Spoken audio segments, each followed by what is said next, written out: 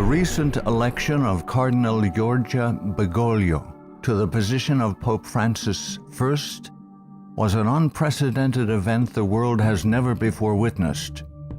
It is the first time in history that a member of the Jesuit order has been elected to the highest position of the Roman Catholic Church.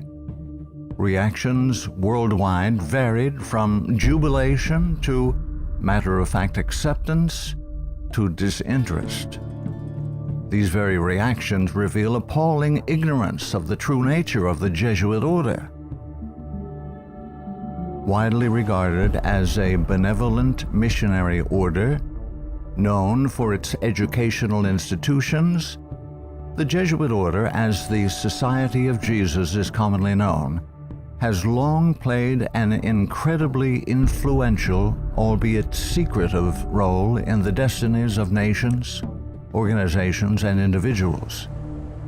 Rulers, presidents, scholars, and even Catholics themselves, who are aware of the evil perpetrated by this powerful, far-reaching order, have left on record grave warnings that all should heed. Following is a compilation of quotes from a variety of sources. Some admit that their own diabolical organizations were modeled on Jesuit principles. Others give warning. A number of those who sought to warn did so at the cost of their lives. World's Last Chance would encourage all to carefully study the following material. Proverbs 1:5 tells us, "A wise man will hear and will increase learning, and a man of understanding shall attain unto wise counsels." Ignatius Loyola, 1491 to 1556, founder of the Society of Jesus and its first superior general.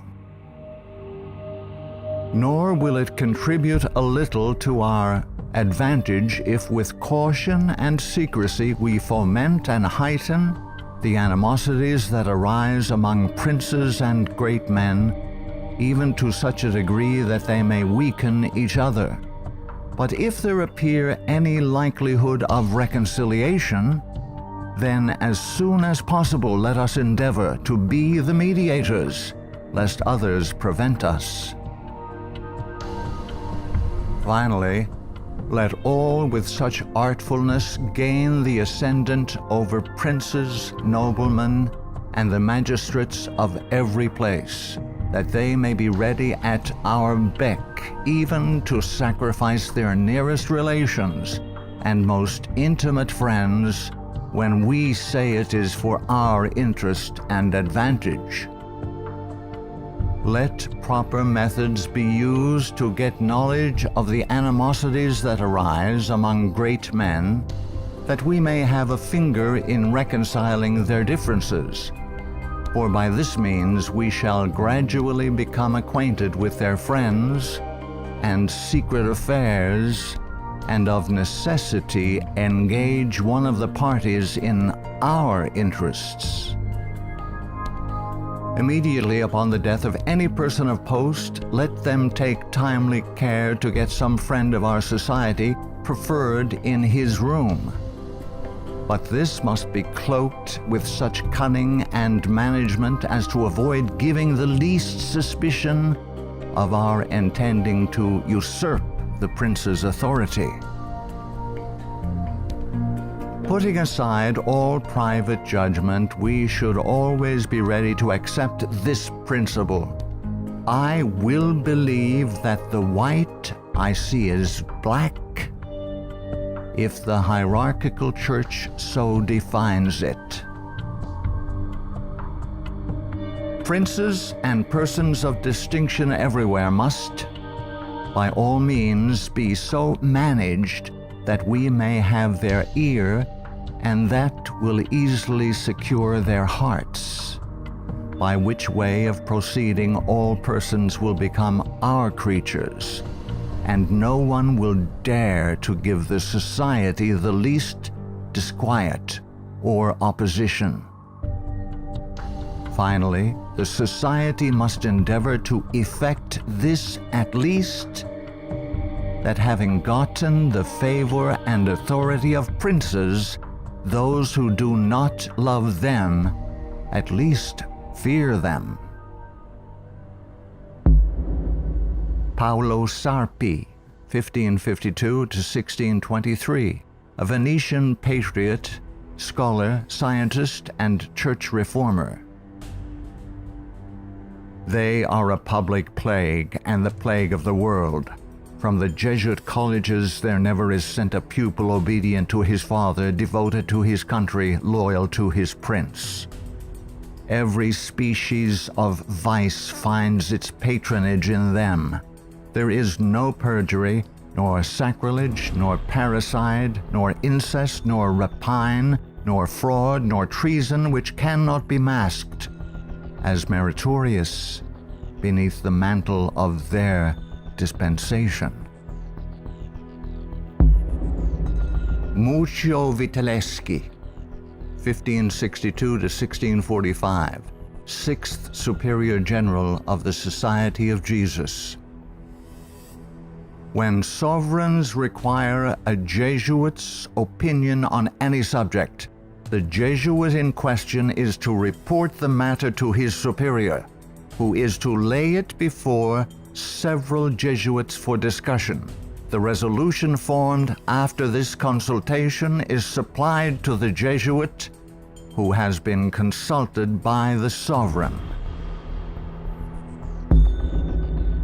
Priest Antoine Arnaud, 1612 to 1694. Do you wish to excite troubles, to provoke revolution, to produce the total ruin of your country? Call in the Jesuits and build magnificent colleges for these hot-headed religionists. Suffer those audacious priests in their dictatorial and dogmatic tone to decide on affairs of state. Michelangelo Tamburini, 1648 to 1730, 14th Superior General of the Society of Jesus. See, sir, from this chamber I govern not only to Paris, but to China, not only to China, but to all the world, without anyone to know how I do it. Pope Clement XIV, 1705 to 1774. Following are Pope Clement XIV's words upon signing the bull of suppression and extinction of the Jesuits. A bull is the strongest legal document a pope can issue.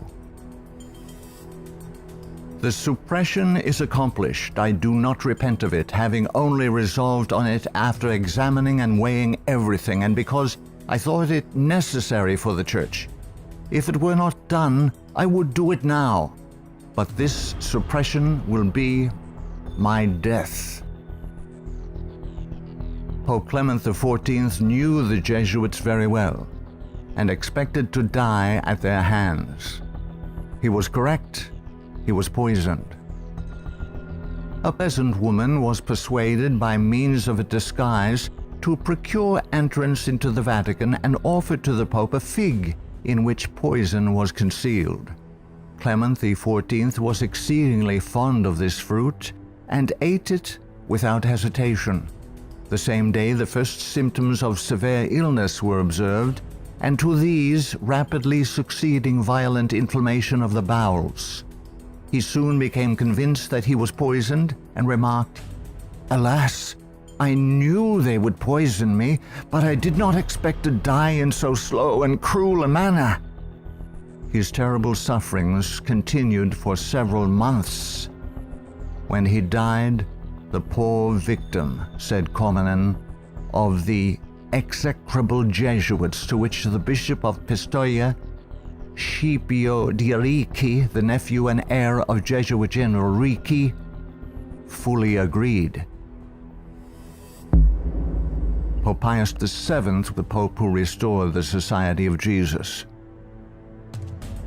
Soon after Pope Pius VII was released from Napoleon's prison in 1814, he quickly restored the Society of Jesus with the papal bull Sollicitudo Omnium Ecclesiarum. If any should again attempt to abolish it, the Society of Jesus, he would incur the indignation of Almighty God and of the holy apostles Peter and Paul. John Adams, 1735–1826, second President of the United States of America. In 1816, John Adams wrote to Thomas Jefferson, third President of the United States, regarding the restoration of the Society of Jesus. My history of the Jesuits is not eloquently written, but it is supported by unquestionable authorities, is very particular and very horrible. Their restoration is indeed a step toward darkness, cruelty, perfidy, despotism, death. I do not like the appearance of the Jesuits. If ever there were a body of men who merited eternal damnation on earth and in hell, it is this Society of Loyolas. Shall we not have regular swarms of them here, in as many disguises as only a king of the gypsies can assume, dressed as painters, publishers, writers, and schoolmasters? If ever there was a body of men who merited eternal damnation on earth and in hell, it is this Society of Loyolas. We are compelled by our system to offer them asylum. Napoleon Bonaparte, 1769–1821, Emperor of the French. The Jesuits are a military organization, not a religious order. Their chief is a general of an army, not the mere father abbot of a monastery. And the aim of this organization is power. Power in its most despotic exercise. Absolute power, universal power, power to control the world by the volition of a single man. Jesuitism is the most absolute of despotisms, and at the same time the greatest and most enormous of abuses. The general of the Jesuits insists on being master sovereign over the sovereign. Wherever the Jesuits are admitted, they will be masters, cost what it may. Their society is by nature dictatorial, and therefore it is the irreconcilable enemy of all constituted authority. Every act, every crime, however atrocious, is a meritorious work, if committed for the interest of the Society of the Jesuits or by the order of the general. Adam Weishaupt, 1748–1830, a Jesuit German philosopher and founder of the Order of the Illuminati. The degree of power to which the representatives of the Society of Jesus had been able to attain in Bavaria was all but absolute. Members of the order were the confessors and preceptors of the electors, hence they had a direct influence upon the policies of government. The censorship of religion had fallen into their eager hands, to the extent that some of the parishes even were compelled to recognize their authority and power. To exterminate all Protestant influence and to render the Catholic establishment complete, they had taken possession of the instruments of public education. It was by Jesuits that the majority of the Bavarian colleges were founded, and by them they were controlled. By them also the secondary schools of the country were conducted. The Marquis de Lafayette, 1757–1834, a French statesman and general. It is my opinion that if the liberties of this country, the United States of America, are destroyed, it will be by the subtlety of the Roman Catholic Jesuit priests, for they are the most crafty, dangerous enemies to civil and religious liberty. They have instigated most of the wars of Europe. Friedrich von Hardenberg, 1772–1801, German philosopher. Never before in the course of the world's history had such a society, that is, the Jesuit order, appeared. The old Roman Senate itself did not lay schemes for world domination with greater certainty of success. André-Marie Jean-Jacques Dupin, 1783 to 1865, a French statesman. The Jesuits are a naked sword whose hilt is at Rome, but its blade is everywhere, invisible until its stroke is felt. Samuel Morse, 1791 to 1872, American inventor of the telegraph. They are Jesuits. This society of men, after exerting their tyranny for upwards of 200 years, at length became so formidable to the world, threatening the entire subversion of all social order, that even the Pope, whose devoted subjects they are, and must be, by the vow of their society, was compelled to dissolve them. They had not been suppressed, however, for 50 years before the waning influence of popery and despotism required their useful labors to resist the light of democratic liberty, and the Pope, Pius VII, simultaneously with the formation of the Holy Alliance, revived the order of the Jesuits in all their aureory. From their vow of unqualified submission to the sovereign pontiff, they have been appropriately called the Pope's bodyguard. And do Americans need to be told what Jesuits are? They are a secret society, a sort of Masonic order, with super-added features of revolting odiousness, and 1,000 times more dangerous. They are not merely priests or of one religious creed. They are merchants and lawyers and editors and men of any profession having no outward badge in this country by which to be recognized. They are about in all your society. They can assume any character, that of angels of light or ministers of darkness, to accomplish their one great end, the service upon which they are sent, whatever that service may be. They are all educated men, prepared and sworn to start at any moment and in any direction, and for any service, commanded by the general of their order, bound to no family, community, or country by the ordinary ties which bind men, and sold for life to the cause of the Roman pontiff. And who are these agents?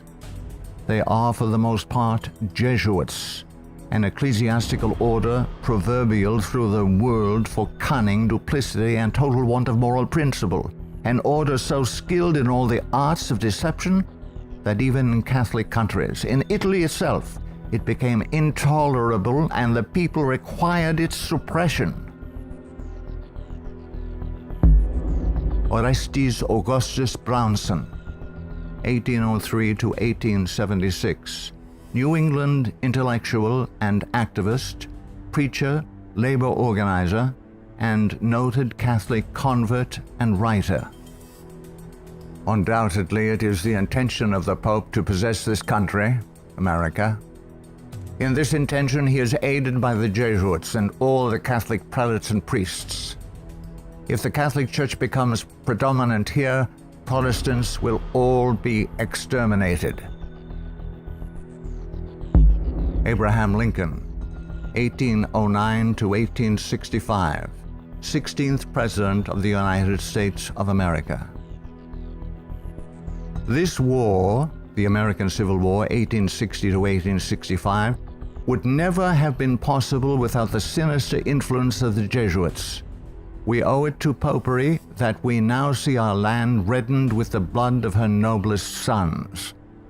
Though there were great differences of opinion between the South and North on the question of slavery, neither Jeff Davis nor any one of the leading men of the Confederacy would have dared to attack the North had they not relied on the promise of the Jesuits that under the mask of democracy, the money and the arms of the Roman Catholics, even the arms of France, were at their disposal if they would attack us. The Protestants of both the North and South would surely unite to exterminate the priests and the Jesuits if they could learn how the priests and nuns and the monks which daily land on our shores under the pretext of preaching their religion are nothing else but the emissaries of the Pope, of Napoleon III, and the other despots of Europe to undermine our institutions, alienate the hearts of our people from our Constitution and our laws, destroy our schools, and prepare a reign of anarchy here as they have done in Ireland, in Mexico, in Spain, and wherever there are any people who want to be free. "I am so glad to meet you again," he said. "You see that your friends the Jesuits have not yet killed me, but they would have surely done it when I passed through the most devoted city, Baltimore, had I not defeated their plans by passing incognito a few hours before they expected me." New projects of assassination are detected almost every day, accompanied with such savage circumstances that they bring to my memory the massacre of St. Bartholomew and the gunpowder plot. We feel, at their investigation, that they come from the same masters in the art of murder, the Jesuits. So many plots have already been made against my life that it is a real miracle that they have all failed when we consider that the great majority of them were in the hands of skillful Roman Catholic murderers evidently trained by the Jesuits. I know that Jesuits never forget nor forsake, but man must not care how and where he dies, provided he dies at the post of honor and duty. Charles Chineke, 1809 to 1899, Canadian ex-Catholic priest. From that the Catholic priests with the most admirable ability and success have gathered their Irish legions into the great cities of the United States, and the American people must be very blind indeed if they do not see that if they do nothing to prevent it, the day is very near when the Jesuits will rule their country, from the magnificent White House at Washington to the humblest civil and military department of this vast republic. Brigadier General Thomas M. Harris, 1817 to 1906, physician and Union General during the Civil War. The organization of the Roman Catholic hierarchy is a complete military despotism of which the Pope is the ostensible head. The Black Pope is the head of the Order of the Jesuits and is called a general. He not only has command of his own order, but directs and controls the general policy of the Roman Catholic Church. He is the power behind the throne and is the real potential head of the hierarchy. There is no independence of thought or of action in its subordinate parts, implicit and unquestioning obedience to the orders of superiors in authority is the sworn duty of the priesthood of every grade. It would seem that the Jesuits had had it in mind from the beginning of the war, the American Civil War of 1861 to 1865, to find an occasion for the taking off, that is the assassination, of Mr. Abraham Lincoln. The favorite policy of the Jesuits is that of assassination. Fyodor Dostoevsky, 1821 to 1881, famous Russian novelist. The Jesuits are simply the Roman army for the earthly sovereignty of the world in the future, with the Pontiff of Rome for emperor. That's their ideal. It's simple lust of power, of filthy earthly gain, of domination, something like a universal serfdom with them as masters. That's all they stand for. They don't even believe in God, perhaps. Margaret F. Cusick, 1829 to 1899, converted nun of Kenmare. The great idea of the Jesuit has always been a universal spiritual and temporal monarchy in which the Jesuit should reign supreme. England has always been the place desired for the base of operations necessary for this end. Hence the blood, the tears shed, and the schemes undertaken in this country by the Jesuit. He has by no means ended his efforts for the subjugation of the world to Rome through England. When the Jesuit is expelled from one place, he is not slow to find another. France may reject him, not without cause, but England opens her arms to him. Catholic Italy may deprive him of the glories of his once famous home in the Gesù, but America opens her doors to him.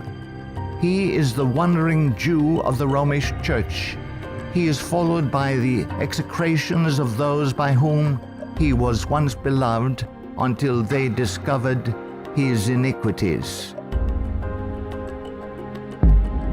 Charles Haydn Spurgeon, 1834 to 1892, British particular Baptist preacher known as the Prince of Preachers.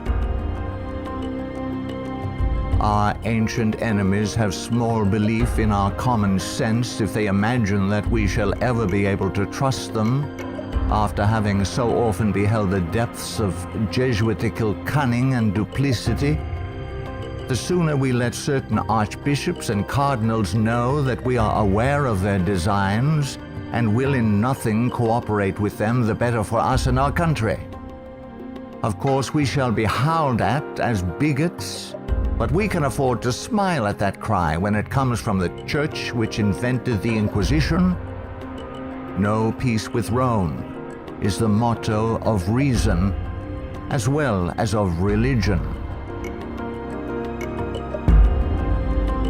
Richard W. Thompson, 1809 to 1900, Secretary of the Navy, United States of America. The Jesuits are the deadly enemies of civil and religious liberty. The Jesuit general occupies the place of God and must be obeyed, howsoever the peace and welfare of the multitude may be imperiled or the nations be convulsed from center to circumference. The Society of Jesuits must obtain the mastery, even if general anarchy shall prevail, or all the world besides be covered with the fragments of a universal wreck. The sovereigns of the Holy Alliance had massed large armies and soon entered into a pledge to devote them to the suppression of all uprisings of the people in favor of free government. And he, Pius VII, desired to devote the Jesuits, supported by his pontifical power, to the accomplishment of that end.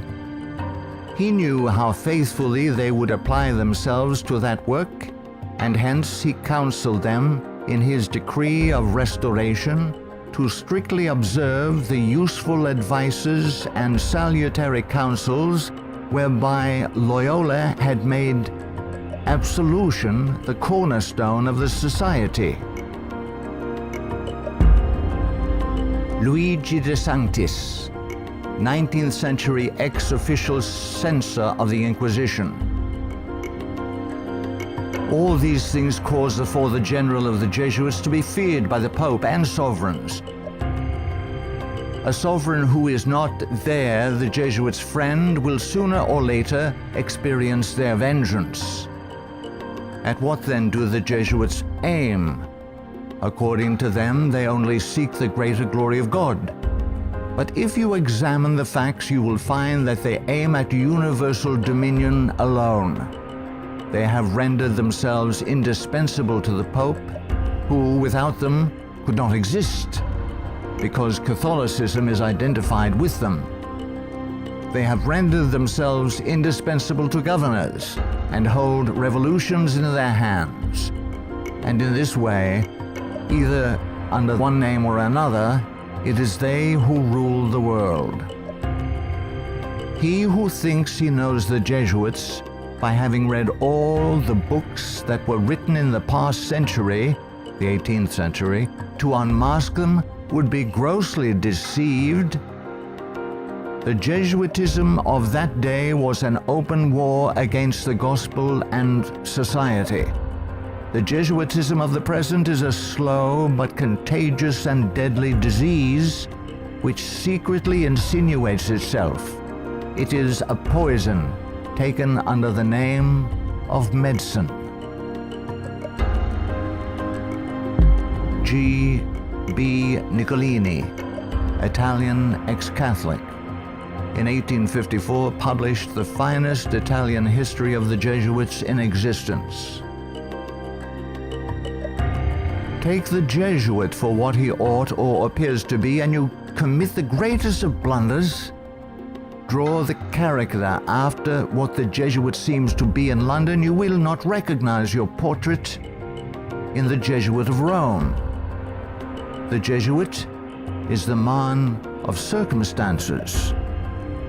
Despotic in Spain, constitutional in England, republican in Paraguay, bigot in Rome, idolater in India. He shall assume and act out in his own person, with admirable flexibility, all those different features by which men are usually to be distinguished from each other. He will accompany the gay women of the world to the theater and will share in the excesses of the debauchee. With solemn countenance he will take his place by the side of the religious man at church, and he will revel in the tavern with the glutton and the sot. He dresses in all garbs, speaks all languages, knows all customs, is present everywhere, though nowhere recognized, and all this, it should seem, O monstrous blasphemy, for the greater glory of God, ad majorum Dei gloriam. The members of the society are divided into 4 classes: the professed, coadjutors, scholars, and novices. There is also a secret 5th class, known only to the general and a few faithful Jesuits, which perhaps more than any other contributes to the dreaded and mysterious power of the order. It is composed of laymen of all ranks, from the minister to the humble shoeboy. These are affiliated to the society, but not bound by any vows. They are persons who will make themselves useful. They act as the spies of the order and serve, often unwittingly, as the tools and accomplices in dark and mysterious crimes. The Jesuit Father Francis Pellico candidly confesses that the many illustrious friends of the society remain occult and obliged to be silent. There is no record in history of an association whose organization has stood for 300 years unchanged and unaltered by all the assaults of men and time, and which has exercised such an immense influence over the destinies of mankind. The ends justify the means is his favorite maxim, and as his only end, as we have shown, is the order, at its bidding, the Jesuit is ready to commit any crime whatsoever. The immense wealth of the Jesuits has been bequeathed to them by wills made at the last hour. Francis Parkman, 1823 to 1893, American historian. The Jesuits, then as now, were the most forcible exponents of ultramontane principles. The Church to rule the world, the Pope to rule the Church, the Jesuits to rule the Pope. Such was and is the simple program of the Order of Jesus, and to it they have held fast, except on a few rare occasions of misunderstanding with the Vice-Regent of Christ. Hector Macpherson, 1851 to 1924, prolific Scottish writer and journalist.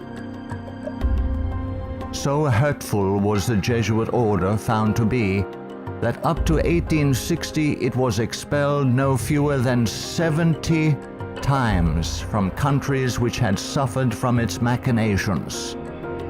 In spite of continental warnings, England under Queen Victoria 1837 to 1901, who opened up communication with the Vatican in 1877 and enabled the order to carry out its Second Irish Massacre 1845 to 1850, has become a Jesuit dumping ground. Those whom other countries have found from sad experience to be enemies, Britain allows to land on her shores and to carry on, unmolested, their work of iniquity. We are carrying toleration to excess, and unless there is a change of policy, this nation will one day pay a heavy penalty. Father Jeremy J. Crowley, 1861 to 1927, American ex-Catholic priest. All through the Middle Ages and the Renaissance period, the popes kept Italy in turmoil and bloodshed for their own family and territorial advantages, and they kept all Europe in turmoil for 2 centuries after the Reformation, in fact, just as long as they could in the wars of religion. Their whole policy is based on stirring up hatred and promoting conflicts from which they hope to draw worldly advantage.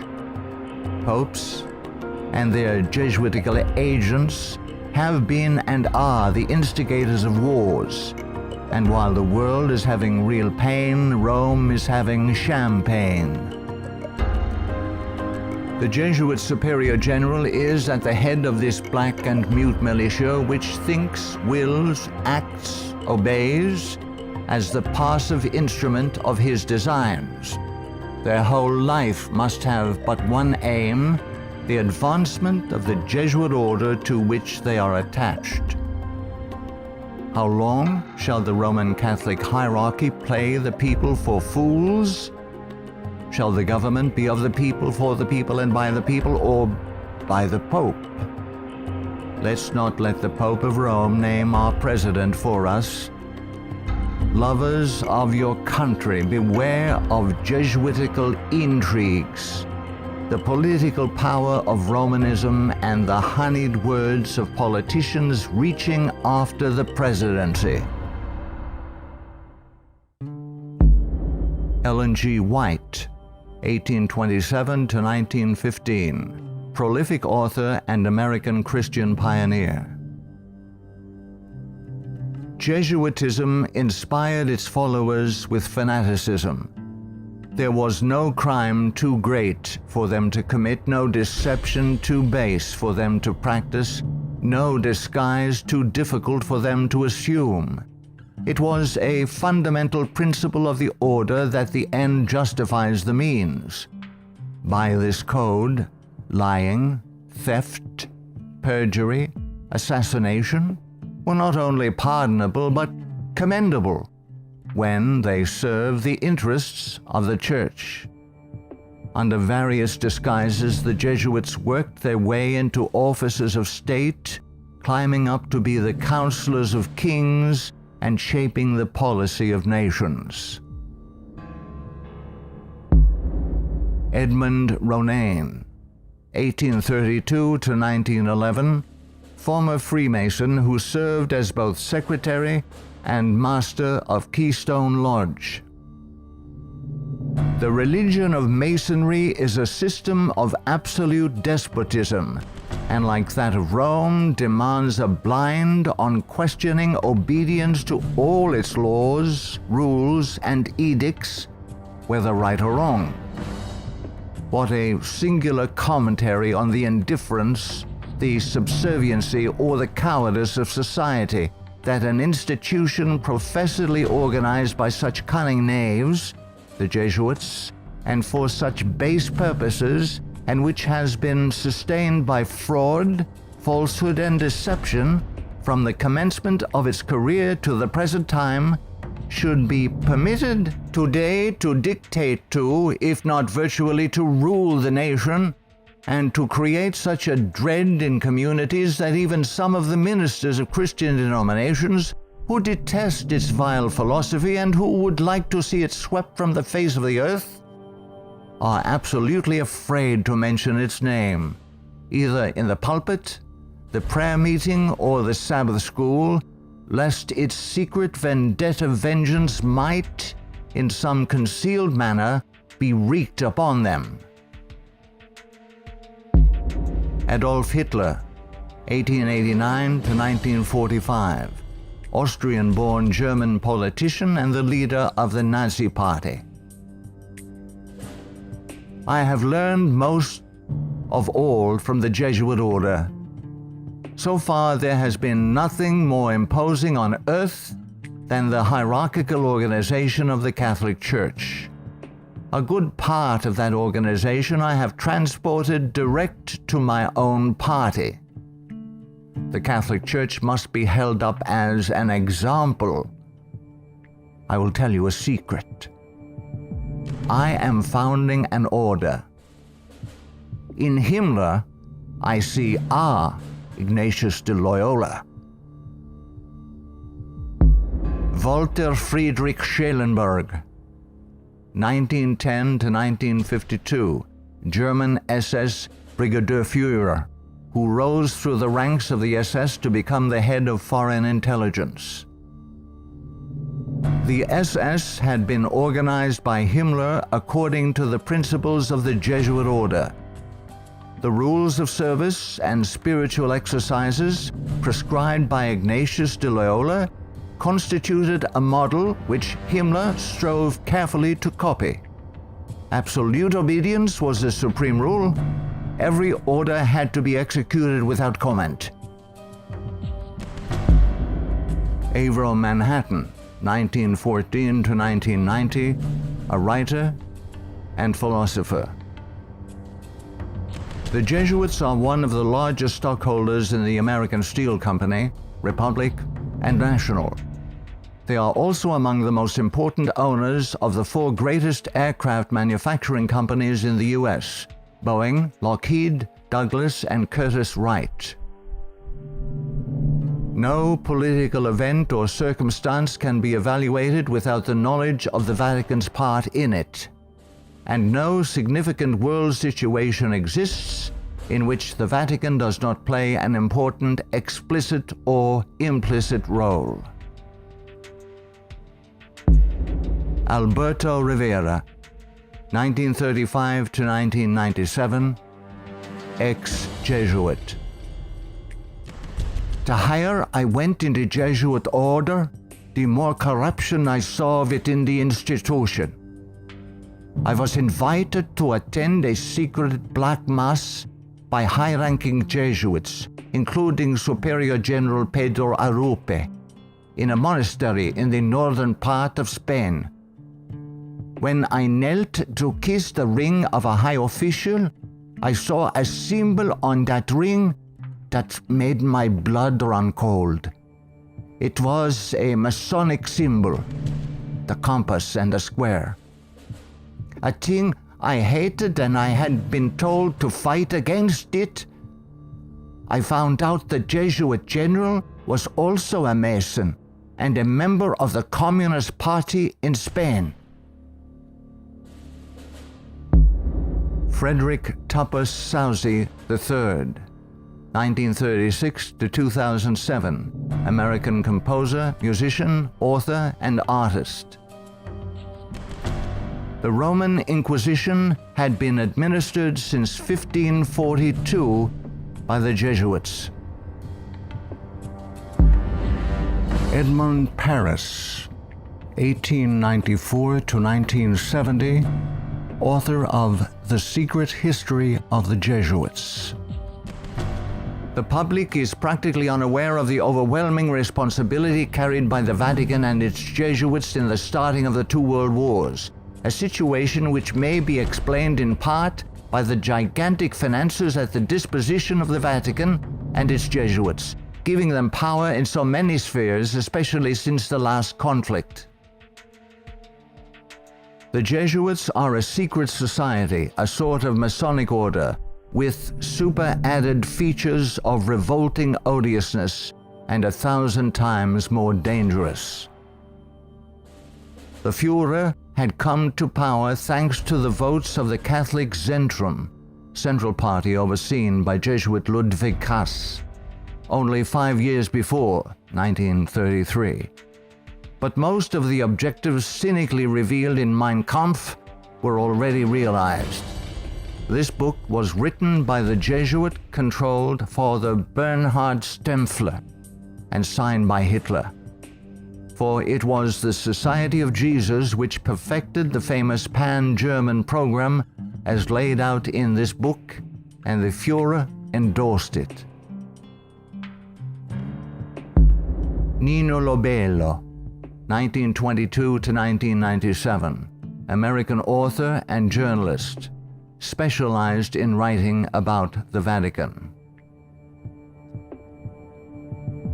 The Pope's confessor, an ordinary priest, must be a Jesuit. He must visit the Vatican once a week at a fixed time, and he alone may absolve the Pope of his sins. Michael Bunker, American writer, historian, theologian. There is a conspiracy against Christendom, but who are Satan's agents in this conspiracy? The agents are the Jesuits. Even though the Jesuits exude vast influence and control in the areas of theology, education, recorded history, and current media, I am still perplexed that virtually no literature exists exposing the Jesuits' influence on mainline Protestantism. In this work, the author uncovers forgotten history regarding the cooperative salvation theology of the Jesuits. From Cain to Charles G. Finney, this book proves that modern Protestantism has abandoned the doctrines of grace and embraced the satanic doctrines of cooperative salvation. Eric John Phelps, 1953, still living, author and protagonist in the truth-seeking movement in the United States. In the 20th century, the Jesuits have conducted their inquisition under the names of Nazism, fascism, communism, and now Islamic terrorism, with their inquisitors Adolf Hitler, Francisco Franco, Joseph Stalin, and now Osama bin Laden.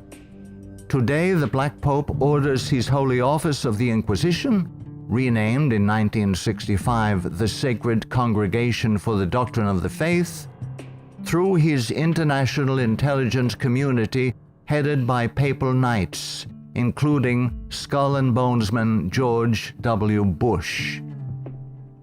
To the abhorrent Jesuit doctrine of regicide, the killing of kings, we must now direct our attention that we may understand an established policy calculated to obtain or maintain the mastery of all nations following well-planned assassinations. In the past, the order's assassins were either Jesuits, like Jacques Clement, or killers easily connected to the influence of the company, men like John Wilkes Booth. Today, these professional terminators are cleverly distanced from their Masonic master, the Black Pope, and given deceptive titles by the Pope's internationally controlled press corps, jurists, and historians. Such titles as anarchists, nihilists, rogue agents within intelligence agencies, or just lone nut assassins. Sometimes these individuals in fact do the killing, consciously and unconsciously, as do the programmed Manchurian candidates. They sacrifice themselves, die in the act, or are punished for their crimes. created by Loyola in 1534 and sanctioned by Paul III in 1540. In seeking to destroy the Protestant Reformation and restore the Dark Ages with the White Pope, exercising his temporal power as the universal monarch of the world, authored the 25 sessions of the Council of Trent, 1545 to 1563, and established themselves as the confessors and advisors of the monarchs of Europe, promoting absolute monarchical despotisms through which they ignited monstrous wars characterized by pitiless massacres of Protestants and innocents, such as the Dutch Revolution, 1568 to 1648, the 30 Years' War, 1618 to 1648, the Puritan Revolution, 1644 to 1653, the 7 Years, French Indian War, 1754 to 1763. While oppressing and weakening the peoples of the nations and the Semitic Hebrew Jewish race with the Holy Office of the Inquisition, aided by the Knights of Malta and later Scottish Rite Freemasonry from 1540 to 1773, we as God's people in 14th Amendment America have received the Lord Jesus Christ as our personal Savior according to His blessed gospel set forth in His infallible Holy Scriptures. The authorized King James Version of 1611 must repent of our personal and national sins. Then we must forsake them. Some of those sins are: 1. Permitting the army of the Black Pope, the company of the Society of Jesus, to exist, mightily prosper, and absolutely control the government of the United States through its Council on Foreign Relations within our borders. 2. Believing the Jesuit-controlled American press, which has continually lied and deceived us throughout the 20th century. 3.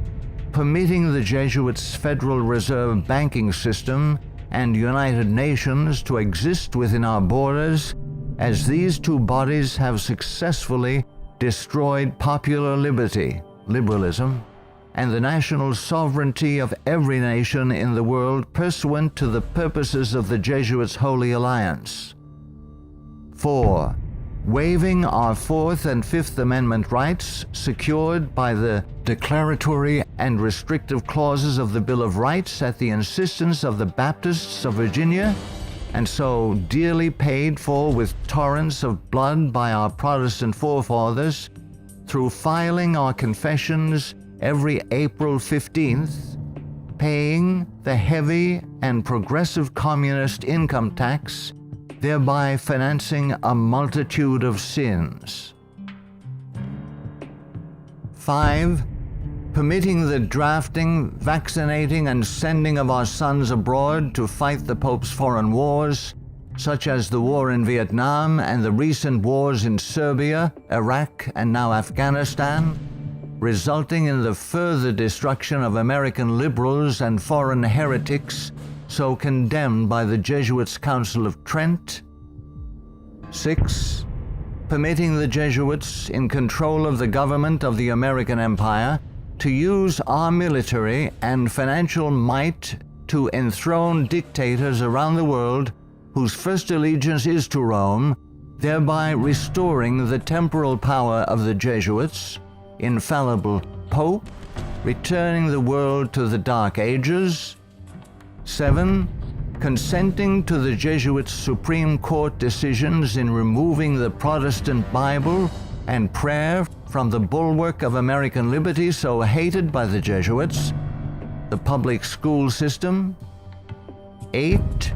Consenting to the immigration of millions of Roman Catholics and pagan persons of color whose loyalty to the Pope or their own race, religion, and nationality is greater than their loyalty to our Protestant Constitution and Republican form of government, thereby creating a multitude of agitations justifying more centralization of power in Washington, D.C., and through amalgamation, the Africanization of the American white Celtic Anglo-Saxon race being historically the greatest enemy of the Jesuit order, especially its Bible-believing Protestants and Baptists, as intended by the Company of Jesus pursuant to its Jesuit oath. 9. Consenting to the Jesuit Supreme Court's several decisions of forced integration, resulting in the destruction of both the white and black races through amalgamation, as the exchange of viruses, bacteria, and parasites, unique to each race, creates powerful combinations in the offspring, producing a non-resistant, weak, and sterile population within 5 generations. 10. Consenting to the Jesuit Supreme Court's decision of legalized abortion, resulting in the mass murder of unborn babies, polluting the land with innocent blood, ultimately collapsing the Ponzi scheme called the Social Security system, justifying mass murder of the elderly by the coming fascist dictator, provoking the Lord against us to consume us, until there be no remnant nor escaping in the land, by means of a massive military invasion composed of a coalition of nations, cleansing the land with the blood of unrepentant and unforgiven American murderers. 11. Succumbing to race hatred as a result of Jesuit-controlled Masonic agitators such as the White Knights of the Ku Klux Klan and the Black Nation of Islam, justifying the imposition of martial law when the inner-city race wars begin. 12. Sheepishly giving up our real wealth, gold and silver coins in exchange for indulgences, the Jesuits' worthless paper money called Federal Reserve notes, and thereby becoming a nation of overworked, unprincipled, money-hungry thieves. 13. Consenting to the cattle brand of the Jesuits' Social Security number as a means of identification to be used by their international intelligence community, begun by Hitler's SS at Dachau, it being the forerunner of. 14. Obeying the evil 1968 gun law of Nazi origin and thereby, upon purchasing new firearms, blindly registering our guns, our swords of just defense, enabling the coming Jesuit-controlled white fascist military dictator to ultimately take them from us, making our annihilation sure pursuant to the Council of Trent. 15. Committing a multitude of personal sins, both public and private, ensuring that our annihilation will be a righteous act in the eyes of both the risen Son of God and mortal man. Far from being the benevolent educational missionary society many view the Society of Jesus as being, the Jesuit order is responsible for some of the most heinous acts in recorded history. They have battled truth and righteousness, crushed religious liberty, influenced kings, and sought to mold the course of history to carry out their own agenda. Now that the visible head of the Roman Catholic Church is himself a member of this order, the power of the Jesuit order is complete. Let all who love truth, all who love freedom, take heed and beware of the danger now facing the world in the person of Pope Francis I. Error and wickedness will ever seek to use force against truth and righteousness. Now is the time to draw close to Yahuwah, setting aside the sin that doth so easily beset, and surrender all to the Creator. He will accept all who come to him in faith. A prudent man foreseeth the evil, and hideth himself, but the simple pass on and are punished.